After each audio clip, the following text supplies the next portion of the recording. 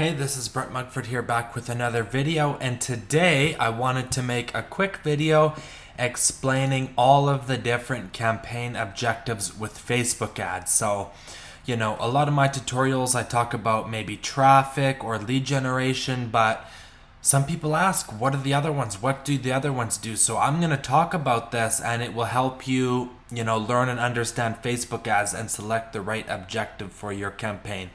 So the first thing I want to talk about is let's see. So on the top here, we have three things, which are three different stages of the funnel. So there's the awareness stage, they're becoming aware of your brand. There's consideration, they're maybe thinking about purchasing, and then there's conversion, they're purchasing, or maybe they even already purchased, and then it's like a retargeting thing where you can get some more sales and start to create, a brand and customers. So let's start at the beginning here. Brand awareness is just going to show your ad to people who are most likely to remember you. Reach is going to show it to the most amount of people. Right here, maximum number of people. So these awareness things are if you're just running kind of a generic ad about your brand, maybe this is a why you do what you do, and you're spreading this out to the market, and then maybe people who click on that ad, engage with it, it resonates with them somewhat. You can then retarget them with one of these next phases of the funnel.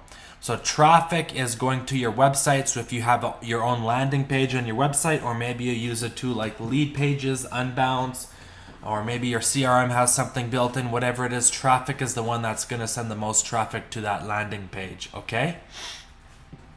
Engagement is just to get engagement on your posts. So this is good if you're just looking to kind of create a community, right? So post reacts, comments, and shares. So this can kind of create a conversation around your brand. App installs is obviously install an app, which in most cases you're not going to need that unless you do an app. Video views. So in real estate in particular, video views is very good because you can use this for things like property tours. And not only do people get to see the property tour, but they get to see you. And by the way, you should be there giving the tour of the home.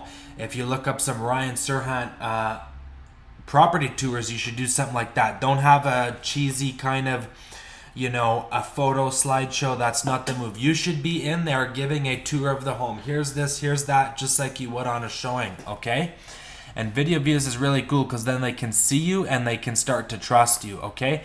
Lead generation is the built-in Facebook lead form. So if you don't have a landing page, you can use this lead generation, and oftentimes this lead generation is a little bit higher converting, but the traffic is also a little bit colder, which means they'll need more nurturing. But if you're just getting started, lead generation is what I always recommend because it's straight to the point. If you're just putting up one ad, lead generation, I can do that service for you, link below.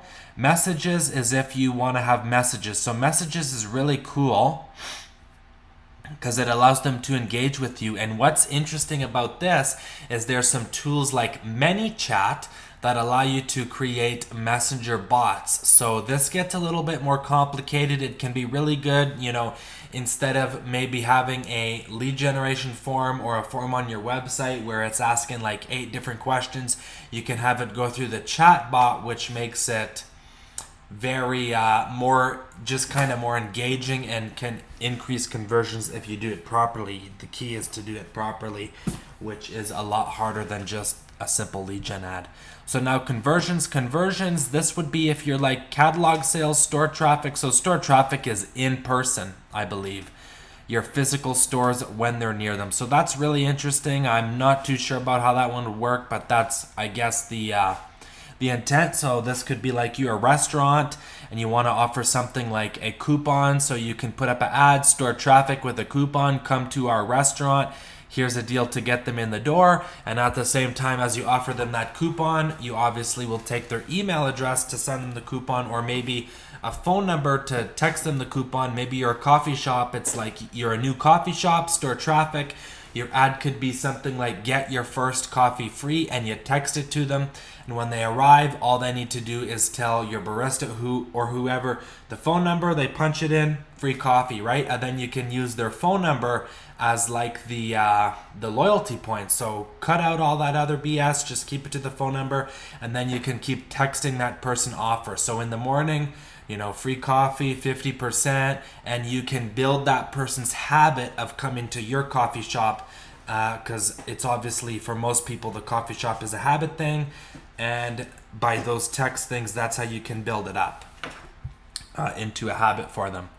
Catalog sales is a Facebook catalog. So a Facebook catalog, let's see here. A Facebook catalog is like, a Facebook catalog could have your products. So if you're using Shopify or BigCommerce or some of those different ones, I'm pretty sure you can just connect it and it instantly puts all the info in there.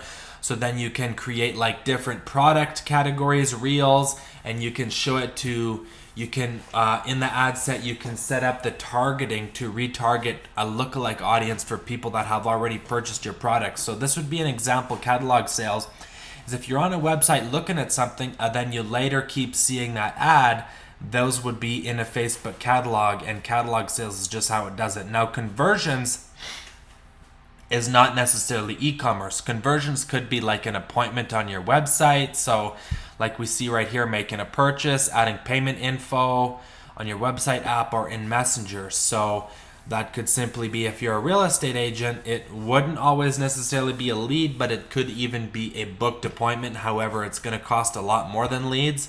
And then, that's really it for this video. If you have any other questions, comment below and I'll be happy to reply the best I can if I can answer it. Thanks for watching, and I'll put up some other videos on the screen here. Click one of those. It will help you tremendously. Thank you.